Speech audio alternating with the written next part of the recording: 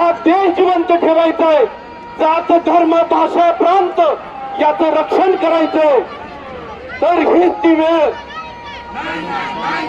वेळ ज्या वेळेस आपल्याला आपल्या मातृभूमीने एक लढा उभा करायला सांगितलंय आणि तुम्ही आणि मी इथे जमलोय आपल्या सत्तेच्या लढ्यासाठी.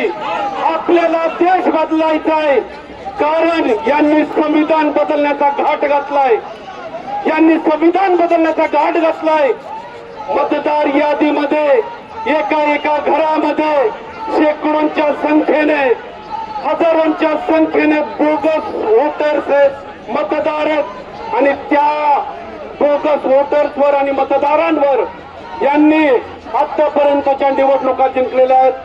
स्थानिक स्वराज्य संस्थांमध्ये जे हे निवडणूक होऊ घातली आहे त्याच्यामध्ये काही घोळ होऊ नये आणि पुन्हा हे असंवैधानिक सरकार सत्तेमध्ये येऊ नये म्हणून आपण लढा उभारलाय. जोपर्यंत या मतदार याद्यांमधला घोळ दुरुस्त होत नाही तोपर्यंत इलेक्शन कमिशनने, निवडणूक आयोगाने कोणत्याही प्रकारचं निवडणूक घेऊ नये म्हणून आपण रस्त्यावर उतरलोय. मित्रहो, तुमची जबाबदारी आहे, माझी जबाबदारी आहे. देश वाचवायचा आहे, देश जिवंत ठेवायचा आहे. नाहीतर ही लोक संविधान बदलतील, देश बदलतील आणि आपल्याला मागे घेऊन जातील.